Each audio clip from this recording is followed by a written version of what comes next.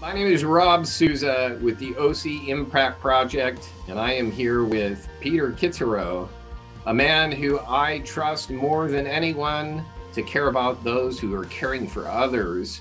Thank you, Peter, for joining us. We're going to talk a little bit about your book today. We're looking at chapter 2, which is the good, the bad, and the ugly. So tell us a little bit more about what you mean. I know there's the truth in financial, and of course that's important. But I'm more curious what you mean by bad and ugly. Yeah.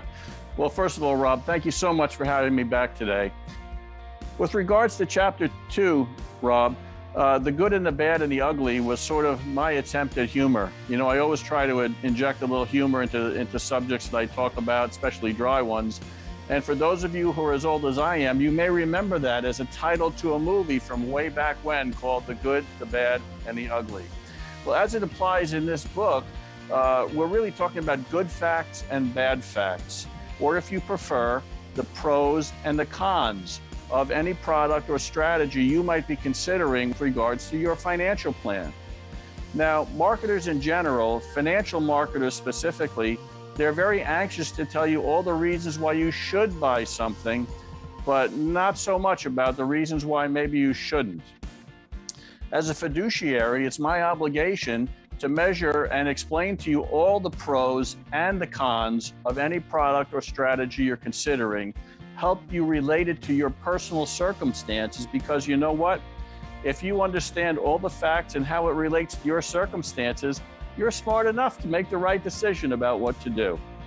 Exactly right. And I appreciate the fact too that you customize what you do based on each individual's needs.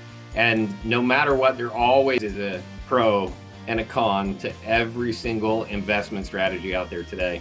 And you break it down in this book and really make it simple for people to understand, so they can be empowered to make their own decisions for their own particular circumstances. And again, I love the way you break it down in this book, because you've written it in such a simple way.